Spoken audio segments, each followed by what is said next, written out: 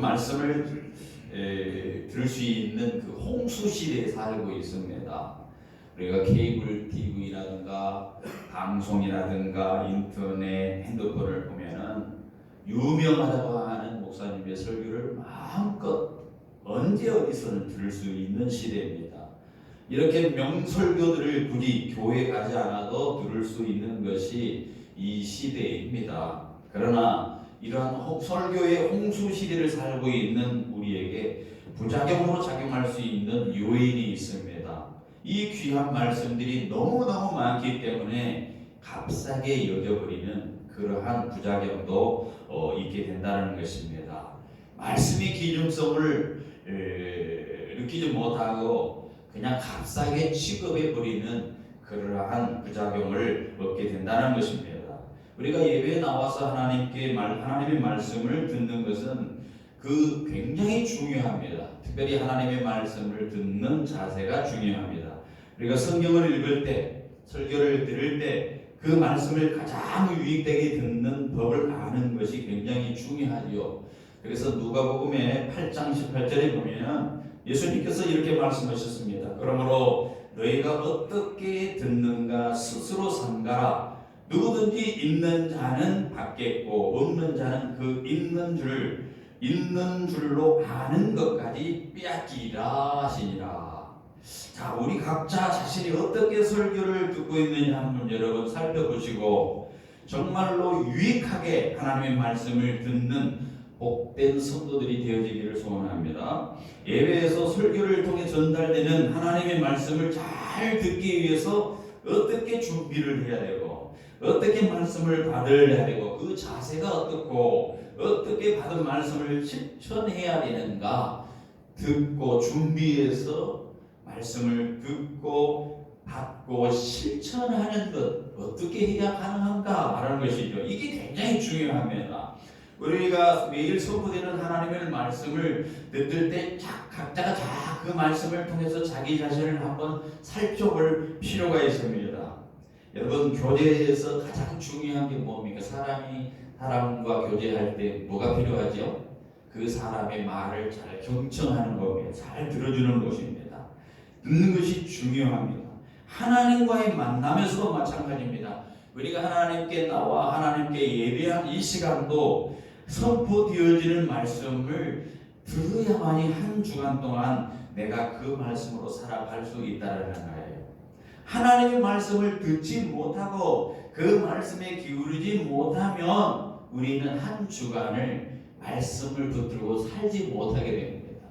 그래서 옛날 청교도들은요, 주일을 가리켜서 영혼의 장날이라 이렇게 말을 했어요. 무슨 말입니까? 한 주간에 하루 열리는 이 장날이 되면 육신의 모든 것을 필요하기 위해서 그 장날에 맞춰서 나갑니다. 이 장날이 옛날에는 엄청나게 크지 않고 요즘 우리는 있습니다만 시골 같은 경우는 5일장, 7일장 있잖아요. 장이는데 이 장날과 같은 것이 즉 주일이 영혼의 장날과 같은 날이에요. 영혼의 장날. 주일에 예배당 가서 예배를 드리고 하나님의 말씀을 받아먹고 그 신령한 양식으로 한 주간 내내 내 영혼이 그것을 가지고 먹고 살아가야 돼요. 그렇지 못하면 피폐해진다는 거예요. 그렇지 먹지 못하면 굶는 상태로 아사 상태가 된다는 것입니다. 하나님의 말씀을 잘 듣는 사람은 온유함으로 그 말씀을 받아고 그 말씀을 양식으로 삼아서 살아가는 사람이겠죠. 우리가 설교를 잘 듣기 위해서 3가지가 필요하다고 그래요. 첫째는 미리 준비하는 거예요. 설교를 듣기 위해서. 또 이 하나님의 말씀을 잘 받아야 될 마음 같아요. 그리고 받은 말씀을 삶에서 실천하는 것. 이게 제일 중요합니다. 설교를 잘 들을 수 있도록 우리가 토요일 저녁에 일찍 자야 돼요. 토요일에 잠깐이 있다가 늦게 자면 설교를 들을 수 있는 그 주일날 아침에 하면 졸게 되잖아요. 심신이 졸게 돼요. 인간의 생리 현상이 졸게 될 수밖에 없습니다. 정신 차려 하나님의 말씀을 듣기가 어렵습니다. 그렇기 때문에 주일날 공예배 때 나와서 예배를 전심전력으로 하나님께 들을 수가 없습니다. 그래서 토요일날 일찍 자고 주일 아침에 할 수 있는 대로 일찍 일어나서 예배당에 와서 기도를 준비하고 기도로 예배를 잘 준비해서 집중해서 예배하는 거예요. 그럴 때 기도와 찬양과 성경 공부, 설교를 집중히 할 수 있고 하나님께 진정으로 영광을 돌리는 그러한 은혜가 되고 예배가 될 수가 있는 거예요. 그리고 하나님의 말씀에 대한 주림, 하나님의 말씀에 대한 갈급함, 목마른 심령을 가지고 나와요. 그래서 우리 마음속에 진리에 대한 식욕이 있어야 되시. 이 말씀을 오늘 교회 가서 그 거룩한 하나님의 말씀을 먹어야 되겠다. 그리고 이 말씀을 듣고 내가 세상에서 그 말씀대로 살아내야 되겠다. 이러한 왕성한 식욕을 가지고 와야 된다는 거예요. 배부른 사람은요, 교회에 와서 말씀에 대한 바람이 없어요. 말씀에 대한 갈급함이 없는 거예요. 왕성한 식욕을 가진 사람이 아주 하나님 말씀을 듣고 그 말씀을 내가 살아봐야 되겠다, 이렇게 하는 거죠. 배가 부르는 사람, 아직도 안일한 사람 결코 은혜 받을 수가 없습니다. 베드로가 우리에게 이렇게 말을 했습니다. 갓난 아이들 같이 순전하고 신령한 젖을 사모하라. 이는 이로 말미암아 너희로 구원에 이르도록 자라게 하느니라. 구원에 이르도록 자라게 하느니라. 신령한 젖을 사모하라. 진리를 배울 수 있는 온유한 마음, 그 신령한 마음, 사모하는 심령으로 와야 됩니다. 그래서 주님께서 주신 말씀을 잘 듣고 깨닫기를 원하는 소원을 가져야 돼요. 우리가 만일 세상에 물들어 굳어진 마음으로 와서 은혜와 복을 기대한다면 그것은 어리석은요.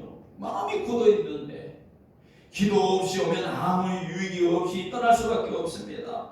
지금 참으로 중요한 것은 우리가 간절한 마음을 가지고 기대를 가지고 살아계신 하나님에 대한 기대를 가지고 적절한 기대를 가지고 나와야 된다는 거예요. 그래서 성경은 오라 하나님의 초청을 받아 드리며 하나님의 그 약속하신 말씀을 기억하고 그 말씀에 의지해서 호소하면서 하나님, 내가 주님의 오라는 그 음성을 듣고 내가 왔습니다. 죄에 대한 하나님의 책망을 달게 받겠습니다. 그리고 내가 마음속으로 회개합니다. 깊이 느끼고 이렇게 와야 돼요. 그럴 때에 진노를 변하여 긍휼을 베풀어 주신 하나님, 그 하나님을 우리가 만날 수 있는 겁니다. 그분은 그 하나님과 그분의 위엄을 두려워하고 하나님과 그 은혜를 사랑하는 마음으로 나올 때 설교자의 말이 아니라 설교자의 입을 통해서 나오는 그 하나님의 말씀을, 살아있는 말씀을 듣기 위해서 나와야 되는 거예요. 그러면 어떻게 우리가 참으로 하나님의 말씀을 들을 수 있을까? 어떻게 하나님의 말씀이 선포되었을 때 그 말씀을 열매 맺는 그러한 삶으로 내가 말씀을 들을 수 있을까? 오늘 본문은 거기에 초점 맞춰주고 있습니다. 예수님께서 씨 뿌리는 비유를 통해서 말씀을 어떻게 들어야 하는지를 말씀하고 계십니다. 씨 뿌리는 비유는 예수님이 하신 많은 비유 중에 유명한 비유가 이 씨 뿌리는 비유예요.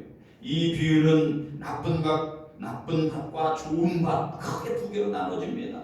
나쁜 밭으로는 길가밭, 놀짝밭, 가시밭 이렇게 표현되어 있고, 좋은 밭은 좋은 땅이라고 표현되어 있습니다. 이 두 종류의 밭에 씨가 떨어진 후 어떤 결과를 내느냐는 거죠. 나쁜 밭에 떨어진 씨하고 좋은 밭에 떨어진 씨가 어떤 결과를 맺게 되느냐. 여기서 씨는 가리켜서 하나님의 말씀입니다. 하나님의 말씀이 나쁜 밭에 떨어질 때, 그리고 좋은 밭에 떨어질 때 어떤 결과를 나타내고 도출했는가를 설명을 했습니다. 그래서 특별히 예수님은 귀 있는 자는 들을지어다. 9절에 귀 있는 사람은 들을지어다. 내 귀가 가지고 있는 것은 하나님의 선물이지만 이 귀로 듣는 것은 나의 책임이에요. 하나님께서 내게 귀를 줬지만 이 귀를 열어서 주의 말씀을 듣는 것은 내 책임이에요. 그래서 귀 있는 자는 들어라.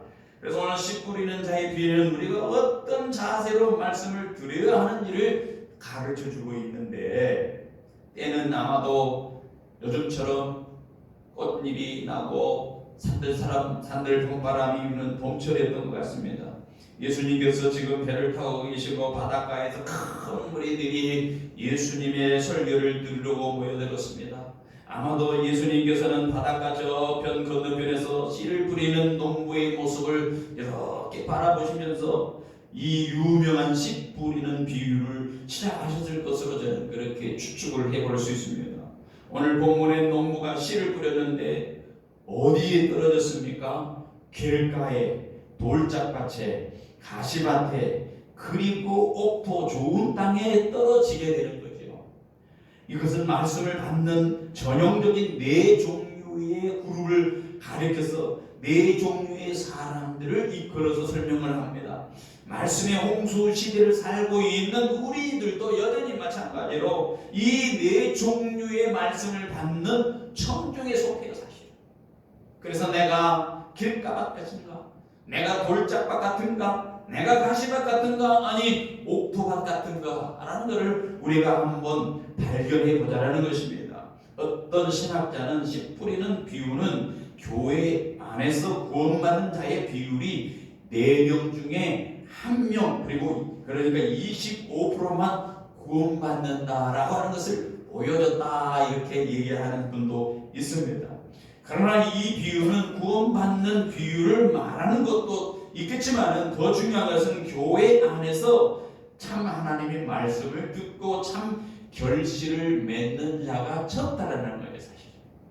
교회 많은 사람들이, 수많은 사람들이 주님의 말씀을 듣기 위해서 교회에 나오고 성경을 보지만 진짜 그 말씀이 옥토에서 떨어져서 열매를 맺는 자는 적다, 이런 것을 표현하고 있는 것입니다.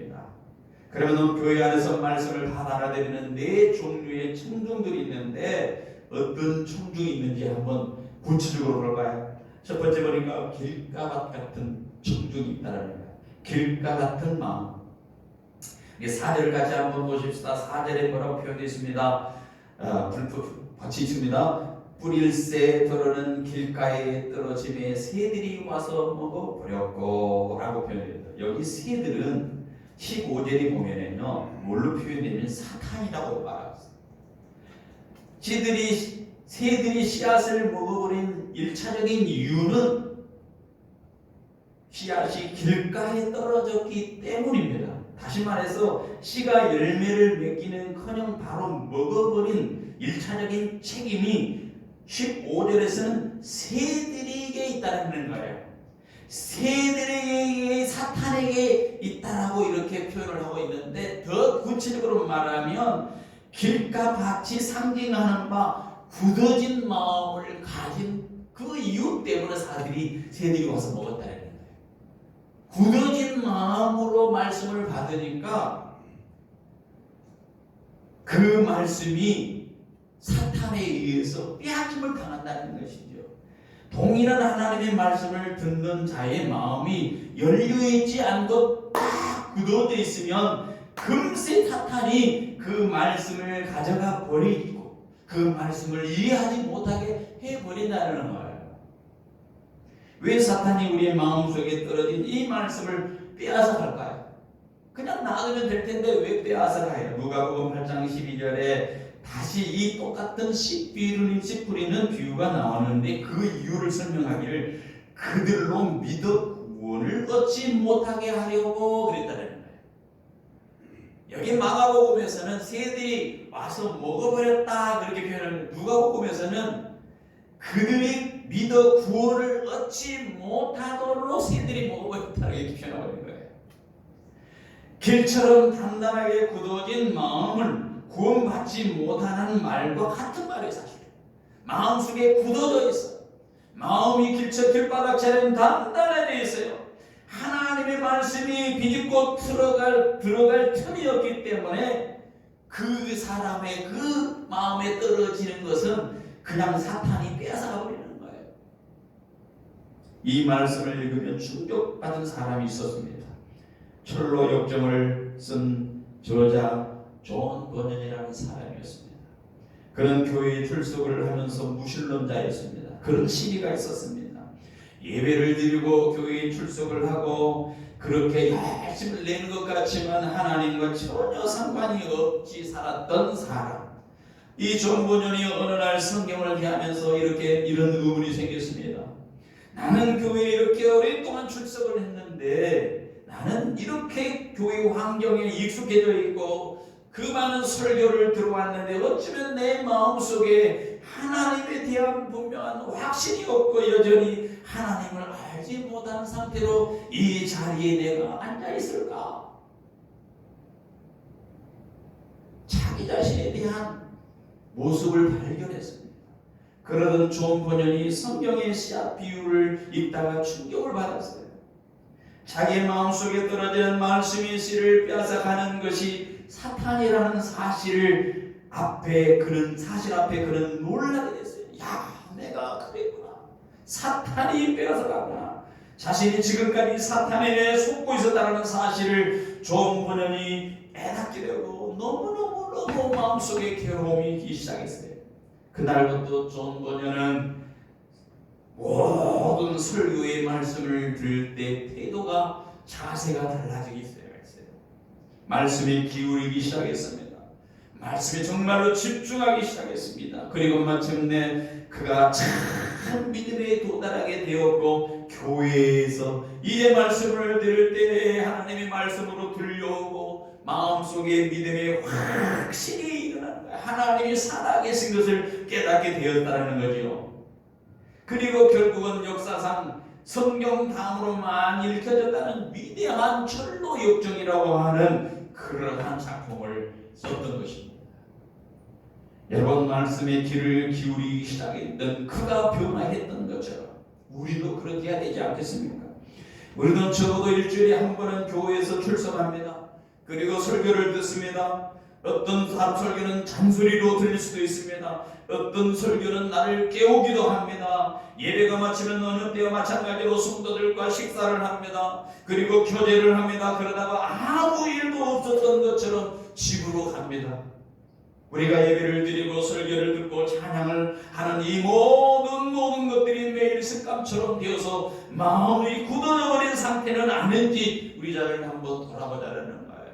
하나님의 말씀으로 듣지 아니하고 습관적으로 내가 듣고 있지 않는가? 말씀을 듣고 변화가 생기지 아니하면 분명히 존 버년처럼 사탄이 와서 계속해서 내가 먹을 양식을 빼앗아 먹어 치웠는지를 한번 생각해 보아야 될 것이라는 겁니다. 오늘 두 번째 보니까 두 번째 마음 마치 돌짝밭 같은 마음 밭이 있다는 것이죠. 같이 한번 5절 말씀을 읽어봅니다. 더러는 흙이 얕은 돌밭에 떨어짐에 흙이 깊지 아니하므로 꽃싹이 나오나 해가 돋은 후에 타서 뿌리가 없으므로 말라버리게 되었다. 이렇게 표현하고 있습니다. 돌짝 위에 씨앗이 곧바로 죽은 이유는요, 습기가 없으므로 곧 말라 죽는 겁니다. 하지만 같은 장 17절을 보면가요, 17절을 내려가서 보면 뿌리가 없어서 라고 다시 설명을 합니다.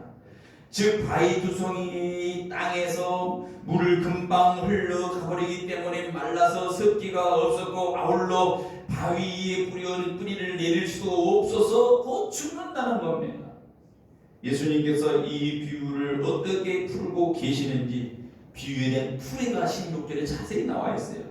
16절 또 이와 같이 돌밭에 부러졌다는 것은 이들을 가리키매니 곧 말씀을 들을 때 즉시 기쁨으로 받으나. 이런 사람들은 말씀을 듣고 이야 맛있어, 정말 은혜로운 말씀이야, 그 말씀이요라, 이 말씀은 진리야 하며 이렇게 말씀을 아멘으로 받는 사람이라고 할 수 있습니다. 17절에 보면은 그렇지만 그 속에 뿌리가 없어 잠깐 견디다가 말씀으로 인하여 환난이나 박해가 일어나는 때는 곧 넘어진다. 이렇게 표현하고 있어요. 자, 말씀을 듣는 순간에 얼마나 좋은지 몰라요. 목사님의 설교가 은혜스럽습니다. 그날 말씀이 감동이 됩니다. 그러나 이 말씀대로 살려고 우리 삶 속에서 적용하려고 하는 순간 그 말씀대로 살기가 너무너무 힘든 겁니다. 그 어려움을 느끼는 순간 결국 그 말씀에서 등을 돌리고 살더라는 거예요. 앞에서 길가와 같은 마음을 받을 사탄이었다고 하면 이 돌짝과 같은 마음의 적은 누구입니까? 육신이에요. 육신. 길가와 전 사탄이 빼앗아가 버렸다고 하면 이 돌짝밭에 떨어진 마음은 적은 누구냐? 육신이에요. 육신. 자기 육신. 왜냐하면 이 육신은 언제나 나 자신을 위해서 살도록 길들여져 있어요. 타락한 이 육신은요, 죄를 쫓아가서 그 죄를 행하기에 기뻐하고 즐거워하도록 길들여져 있기 때문입니다.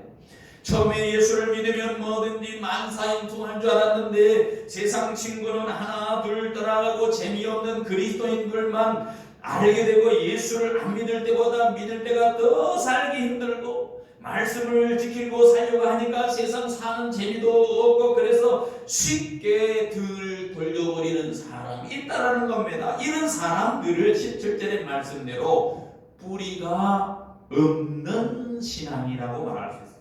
뿌리가 없는 사람. 여러분, 뿌리가 없는 신앙은 누굴까요? 성경에서 대표적인 인물이라는 부자 청년이라고 할 수 있습니다. 예수님을 등지고 떠나간 것도 바로 뿌리가 없는, 세상 거다 견주어서 좋을 줄 해보고 세상 것에 대해서 유익이 있다고 생각하는 것을 쫓아가는 청년입니다.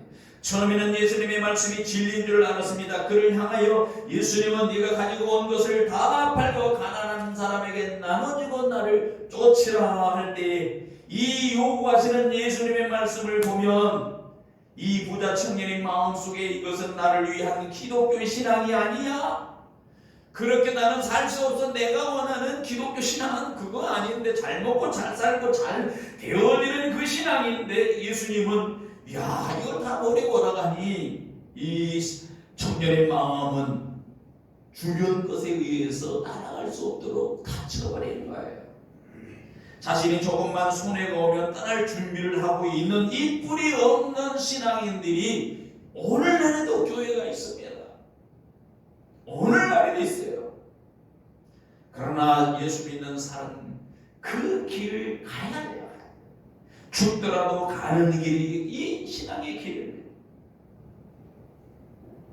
뿌리 없는 신앙, 말씀을 듣지만 그것을 결실을 못하고 배쳐버리는 신앙, 환난이 당하고 말씀을 인해 핍박이 당하고 말씀을 인해 세상에서 살기가 어렵다고 하고 버려버리는 신앙, 이 사람이 누구입니까? 돌짝과 같은 마음을 가진 사람입니다. 세 번째는요, 가시와 같은 그러한 심령이 있습니다. 18절 19절에 그렇게 표현하고 있죠. 18절 19절에 보면요, 거기에 예수님께 이 비유를 풀어주십니다. 또 어떤 이는 가시들 위에 뿌려진 자니 이들은 말씀을 듣기는 하되 세상의 염려와 재물의 유혹과 기타 욕심이 들어와 말씀을 막아 결실하지 못하게 되는 자요. 앞서 제가 말씀했죠. 길가에 떨어질 때에 그 발화를 하지 못하고 싹을 내지 못한 이유는 새들이 와서 먹어버렸다고. 5절에서는 돌밭에 뿌려진 씨는 겨우 뿌리만 내렸지만은 곧 말라 죽은 데 비해서 여기 6절의 말씀은요, 가시덤굴에 떨어지는 씨는 어느 정도 자라기는 자라요. 그렇지만 이 자는 이 돌짝밭에 가시덤굴에 뿌린 자는 결실을 맺지 못한다라는 사실 속에 똑같이 나쁜 것과 똑같아. 나쁜 것하고 똑같아요. 씨 뿌리는 자는 좋은 열매를 얻기를 원합니다.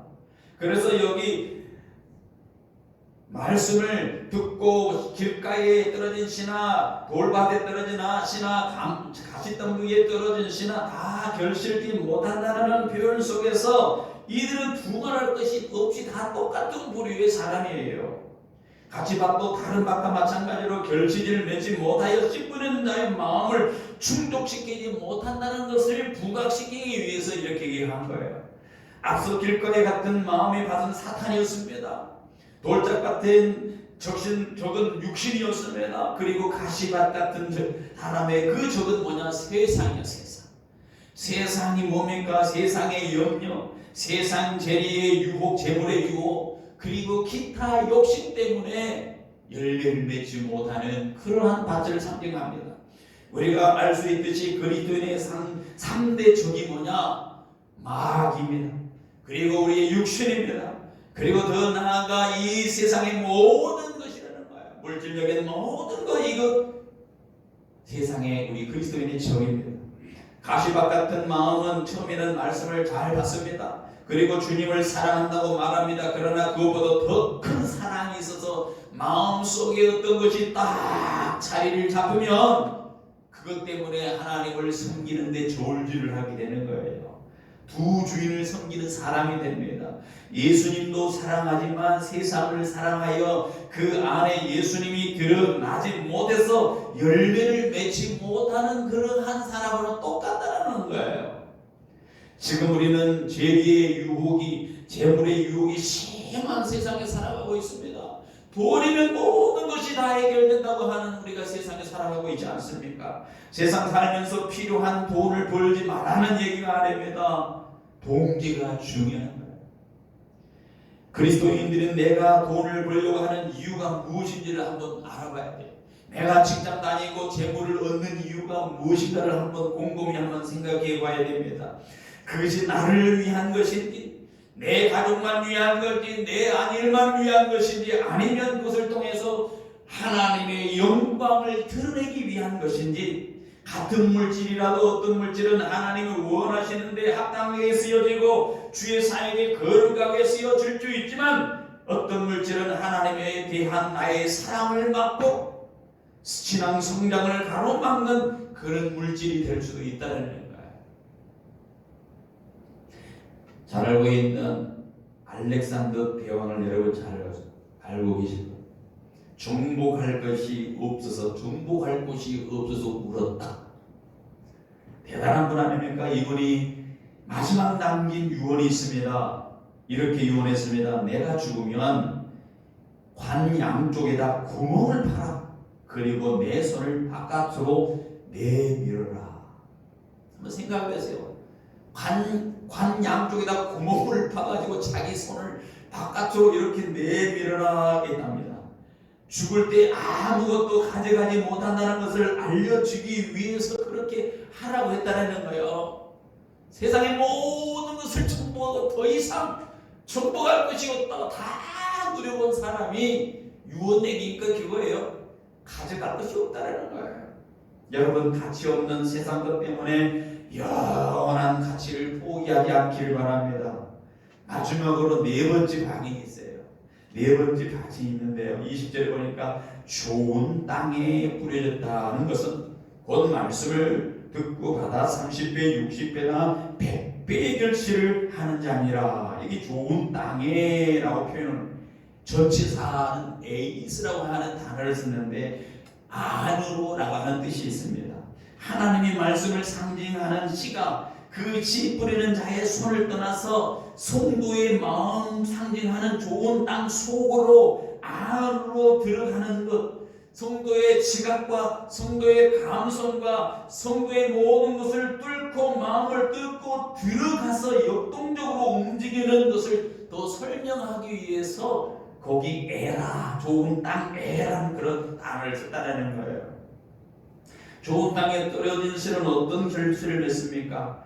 보니까 30배나 60배나 100배의 결실을 맺는다고 했습니다. 어떤 사람이 이런 결실을 맺습니까? 20절에 결과를 아주 중요한 메시지를 말합니다. 말씀을 듣고 받은 사람.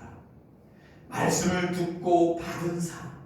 똑같은 비유를 기록한 누가복음 8장 15절에는 이 씨 뿌리는 비유에서 뭐라고 얘기합니까? 착하고 좋은 마음으로 말씀을 듣고 지키어 인내로 결실한 자라고 말하고 있어요. 말씀을 듣고 받은 자가 누구냐? 착하고 좋은 마음으로 말씀을 듣고 지키어 인내로 결실한 자다. 이렇게 표현하고 있어요. 여기서 결실한 자의 조건이 뭐냐? 착하고 좋은 마음이 착하죠. 착하고 좋은 마음이어야 된다는 것은 처음에 거기 앞에 딱 놓고 착하고 좋은 마음이 말씀을 듣고 그것을 지키게 되고 인내하여 열매를 결실을 맺게 되어진다라고 하는 거예요. 저 목사 설교 어떻게 하나 보자. 에이, 오늘도 또 똑같은 얘기 하는구나. 서 목사 왜 저렇게 설교를 하지? 다 알고 있는 얘기를 또 반복하지?